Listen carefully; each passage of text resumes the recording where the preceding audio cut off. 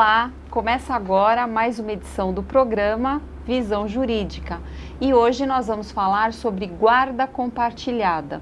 E eu converso com o Dr. Rodrigo Prates, que é advogado, assessor da presidência da OAB Guarulhos, é presidente da Comissão do Jovem Advogado, é presidente da Comissão de Parcerias e Direito à Saúde da OAB Guarulhos, representante do Alto Tietê no Comitê Regional do Jovem Advogado e palestrante do Departamento de Cultura e Eventos da OAB São Paulo, além de ser autor de vários artigos jurídicos. Dr. Rodrigo, é um prazer imenso tê-lo aqui no nosso programa. Silmara, o prazer é todo meu. Muito obrigado pelo convite. E vamos hoje aí esclarecer alguns pontos sobre a guarda compartilhada para esses nossos queridos telespectadores da TV Guarulhos. Muito obrigada mesmo. É um assunto hoje, assim, atual, né? Um assunto que é muito atrativo porque gera muitas dúvidas, não é? Até o pessoal da nossa classe, como também aos pais que são muito interessados nessa mudança toda, não é isso? Acredito que dúvida é o que quase todo mundo tem, mas tem vergonha de perguntar. Há uma confusão ainda no ordenamento jurídico, talvez nem no ordenamento, mas na mente das pessoas. Elas confundem muito a guarda compartilhada com a guarda alternada. Isso a gente vai falar mais para frente na nossa entrevista, né? Exatamente, exatamente. Bom. E a guarda no Brasil? Como é que ela funciona hoje? Né? Como é que é a situação de guarda no Brasil? Vamos por partes, porque o nosso telespectador, nem todos são técnicos, não é? Então vamos tentar explicar, não de uma forma muito técnica, para que todos possam, para que a gente possa atender a todos, os advogados, nossos colegas e também aos pais, outras pessoas interessadas no assunto. As consultas pela televisão. Exatamente, exatamente. Bom, no Brasil, Silmara, nós tínhamos a guarda unilateral como regra, né, onde a guarda era daquele genitor que tivesse as melhores condições para cuidar da criança. Mas esse termo condição, ele é um termo um pouco maldoso, porque ele parece que condição é condição financeira. E melhor condição, na realidade, é melhor condição afetiva, emocional, condição de saúde, e condição financeira seria um dos requisitos dessa condição no sentido geral. Essa guarda unilateral ela era fixada via de regra para a mãe, em alguns casos também para o pai, né? E tínhamos o direito de visitas para aquele genitor que não tivesse então o direito à guarda, que não tivesse a guarda para si.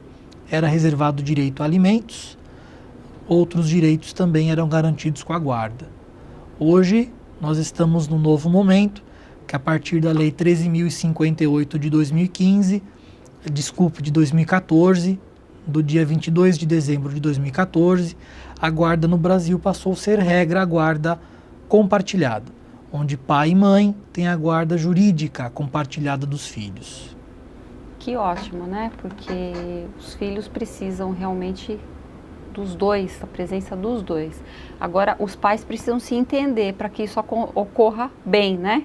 Acho que essa é a dificuldade. Esse é o grande problema, não é nem a questão legal, né? É uma questão familiar mesmo, não é isso?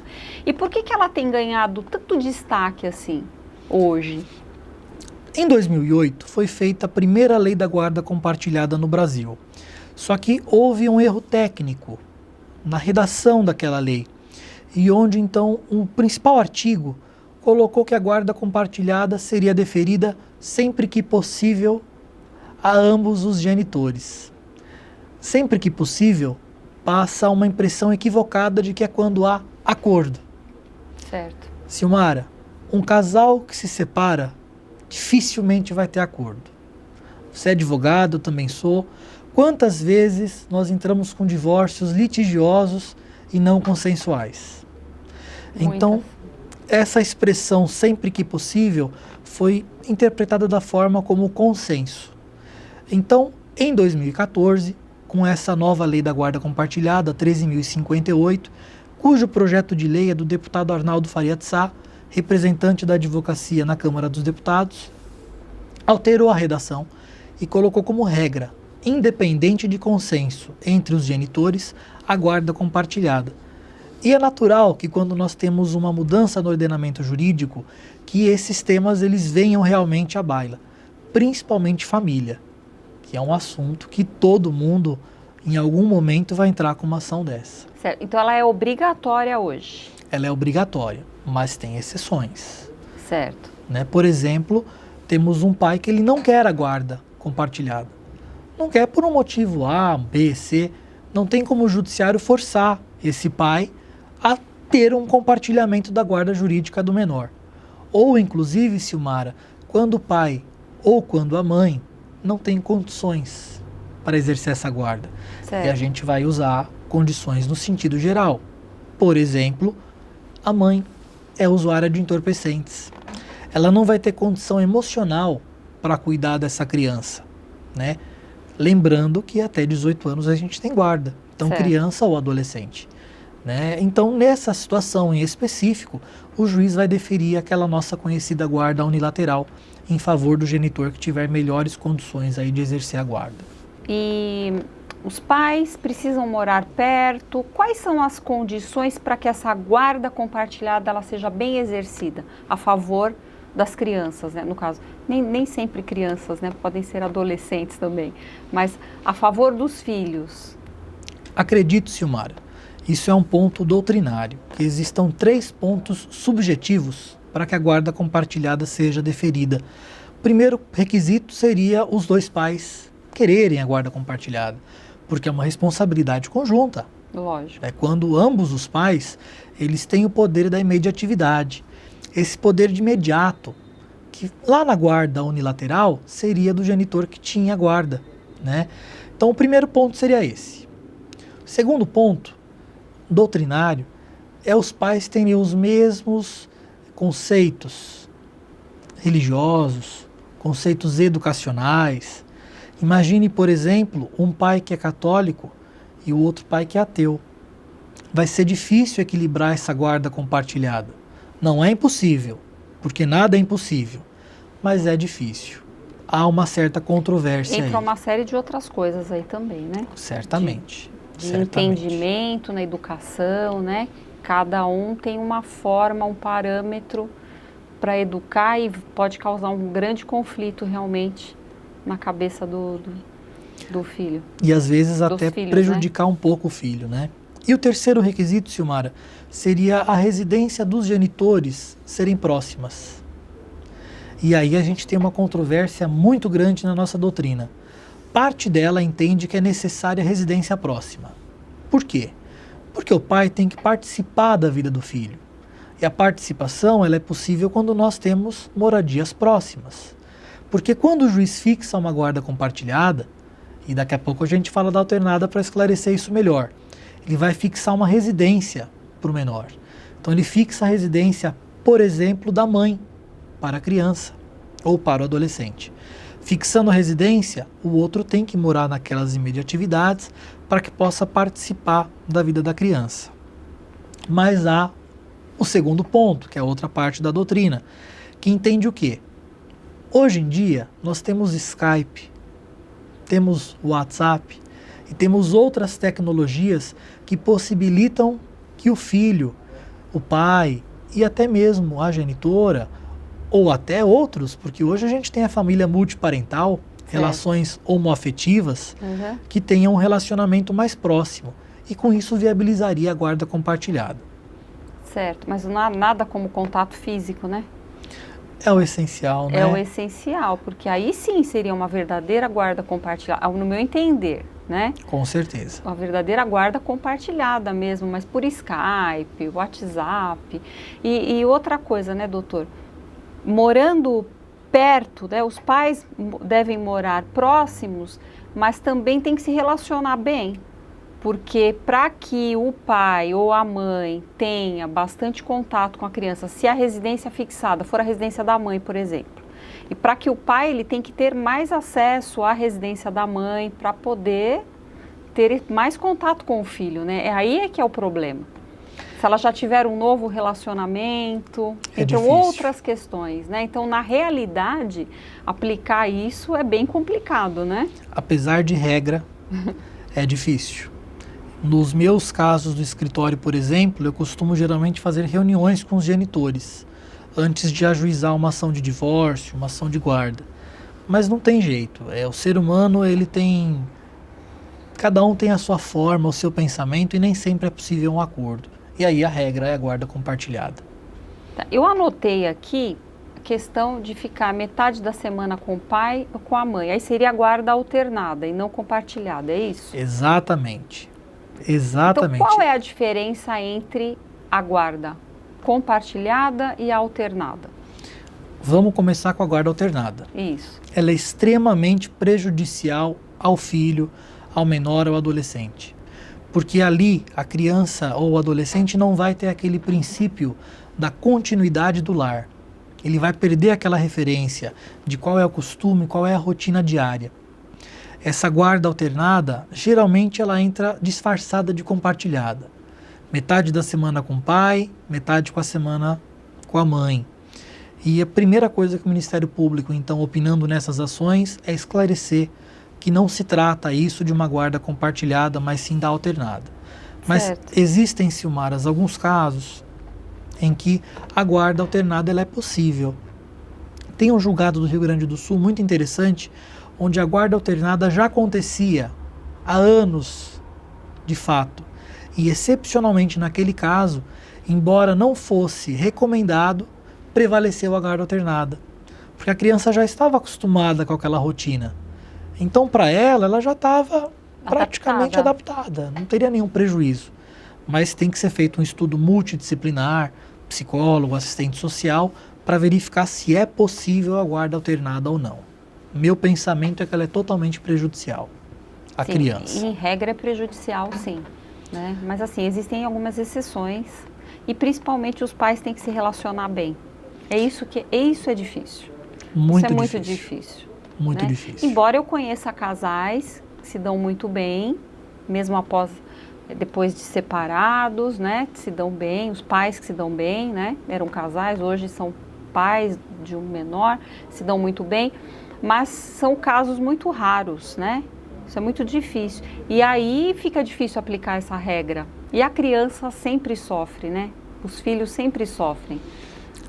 Eu acredito que o principal ponto dessa lei seja evitar a alienação parental. Certo. Porque em um primeiro momento, naquela guarda unilateral, a criança, bem ou mal, ela era colocada contra o outro genitor que não detinha a guarda. Né? Nós sabemos que isso acontece em muitos casos, chamada SAP, Síndrome da Alienação Parental, mas infelizmente muitas vezes a criança ela não comunica ao outro genitor a situação por uma questão pessoal, porque ainda não tem o conhecimento necessário para contar, ou que não acha aquilo relevante. E acaba criando um sentimento na criança ruim. Certo. E a guarda compartilhada ela vem para modificar isso. Ela vem para, quando os dois genitores, eles juntos, eles tomam as decisões, tenta-se evitar essa alienação parental. Então vamos explicar para o nosso telespectador o que é alienação parental? Nós sabemos, nossos colegas, né? Mas o que é e qual o prejuízo para a criança? E ela pode modificar a situação de guarda? Alienação Tinha parental. anotado aqui para perguntar, mas já que o doutor falou, que é importante, né? É um Totalmente. tema muito... Alienação parental é uma síndrome onde um genitor coloca, geralmente com dolo, o filho contra o outro. A criança ela perde o referencial e começa a ter conclusões equivocadas sobre o genitor que não detém a guarda. Então nós temos um filho que ouve com frequência, e isso é apenas um exemplo, da mãe. Seu pai não é uma boa pessoa, ou seu pai não tem uma boa índole, seu pai foi o culpado pelo fim do nosso relacionamento, e a criança ela vai começar a ter algumas ideias equivocadas sobre o pai. É importante que você ressaltou isso, Silmara, porque tem efeito sim na guarda. Se constatada a existência da síndrome, é possível a modificação da guarda em favor do outro genitor. Inclusive, é importante destacar que a guarda ela não é matemática, ela não é exata. Não é porque nós decidimos a guarda da forma A hoje que ela vai continuar da mesma forma amanhã. Ela tem modificação e sempre que for necessário, as partes, nossos telespectadores, poderão contratar um profissional ou valer-se da Defensoria Pública para modificar a guarda de fato, né, que está acontecendo ali judicialmente concebida. Certo.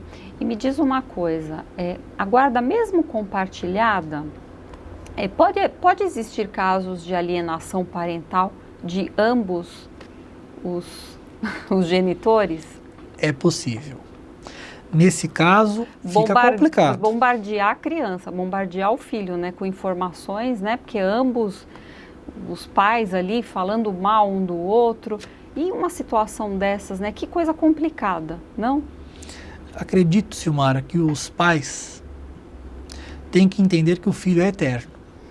Não existe ex-filho, existe ex-cônjuge, mas ex-filho não existe. Filho é sempre filho.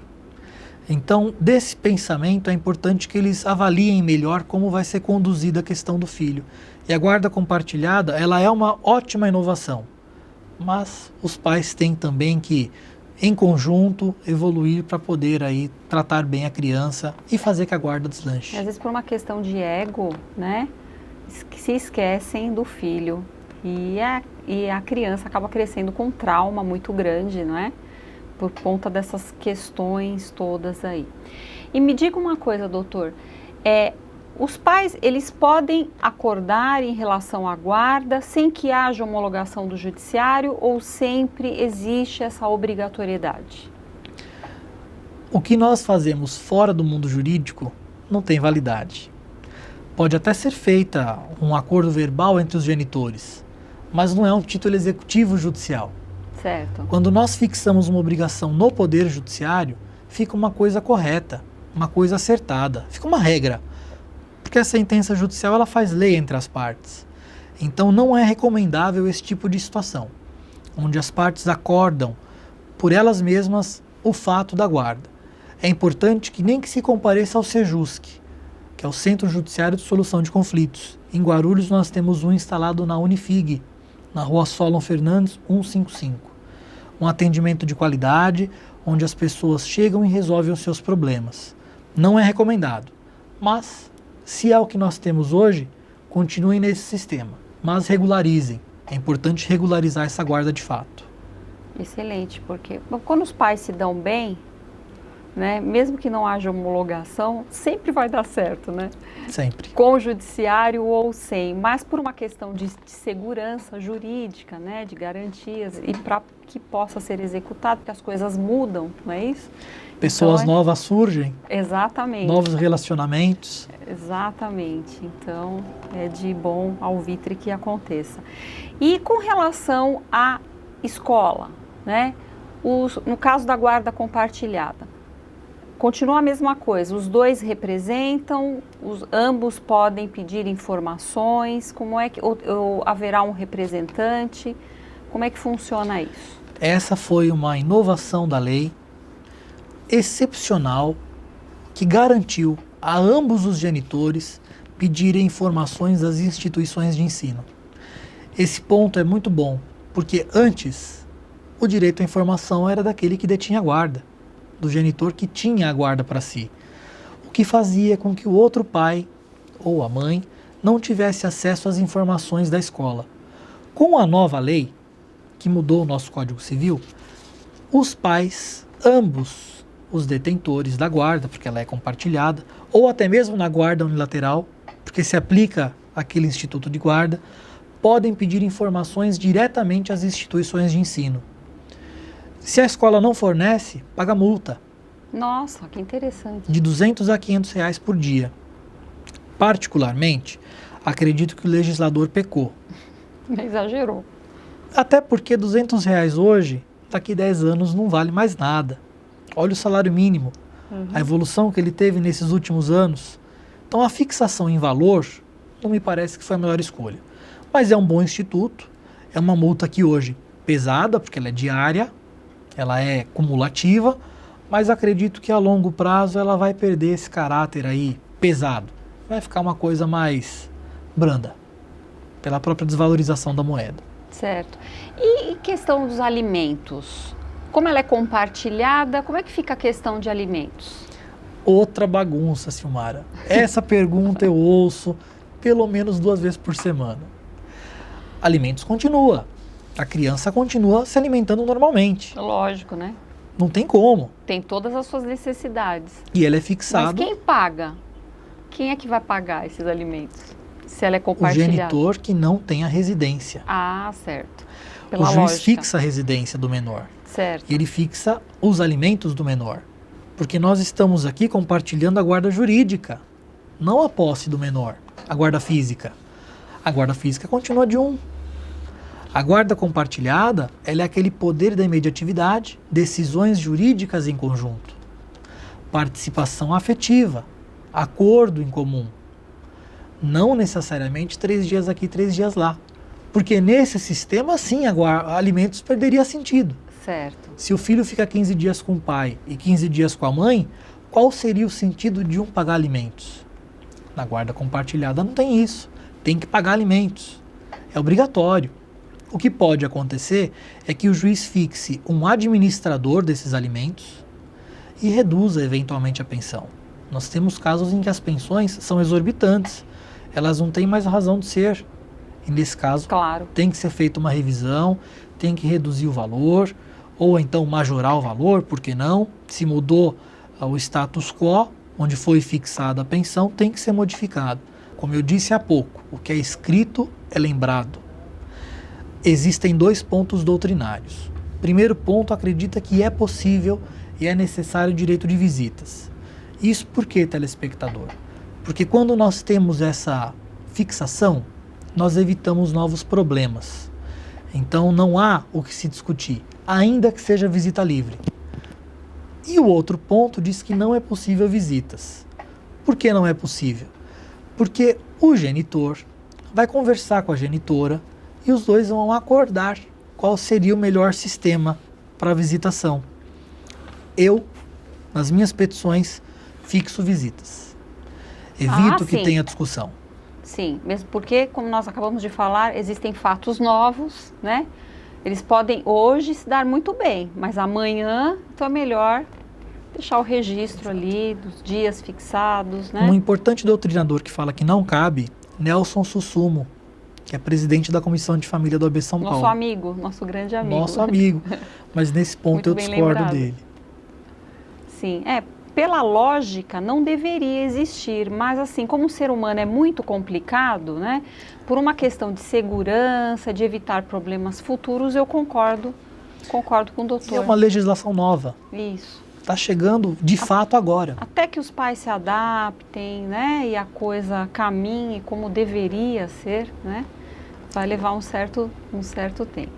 E o último ponto, porque infelizmente o nosso tempo é curto aqui, já está terminando, como nós falamos em alimentos, no caso da prestação de contas, é cabível?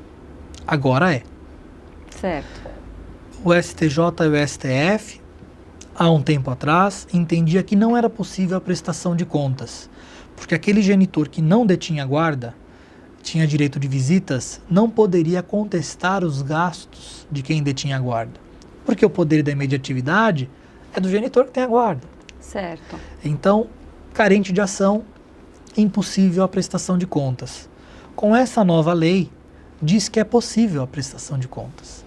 Em qualquer situação. Isso é excelente. Lógico. Quantas vezes nós ouvimos nos nossos escritórios aquela situação? Pago os alimentos para o meu filho, vejo ele sujo, vejo ele com uma roupa não condizente e, perdoem, a mãe toda arrumada, gastando dinheiro no que não é do filho. Me parece que o legislador acertou, garantindo que o pai realmente peça aquela prestação de contas. Então fica um alerta. Você que detém a guarda, guarde os comprovantes dos seus gastos. Comprovante de mercado, comprovante de roupas, consultas médicas, porque não impede que o outro que não detém a guarda, ou inclusive que tem a guarda compartilhada, entre com uma ação de prestação de contas. Fica essa advertência é justo, aí. porque os alimentos realmente pertencem à A criança, não é? Mas o ser humano é complicado. Mas, doutor, olha, muito obrigada. Eu acho que deu para esclarecer um pouco o nosso telespectador. E como o nosso tempo é curto, fica aqui o convite para um retorno. Nós podemos falar desse assunto novamente ou de um outro assunto vinculado a esse, sobre família, não é? Porque isso nós poderíamos ficar aqui até amanhã conversando sobre direito de família, não é? Porque é muito interessante, muito envolvente. Mas olha, muito obrigada. Meu agradecimento pessoal e de toda a equipe da TV Guarulhos. Foi um prazer recebê-lo aqui, tá? Muito obrigada mesmo. Sou eu que agradeço pela oportunidade. Sempre que possível, me convide. Estaremos aqui novamente. Está feito o convite já aqui. Sobre os temas anerentes à família ou outras matérias, principalmente esses que são tão importantes no nosso dia a dia. Ninguém está livre da guarda compartilhada. Ela é regra. É regra, né? Exatamente. Então, precisando, estamos aí. Muito obrigado a você, à sua equipe, ao telespectador que está aqui nos assistindo, deixando que nós entremos em sua casa para esses esclarecimentos. Obrigada. Com certeza o telespectador agradece. Obrigada mesmo. Obrigado a você. E a você que acompanhou o programa Visão Jurídica, te aguardo na próxima semana. Visão Jurídica, atualidade, conhecimento e informação aqui na TV Guarulhos.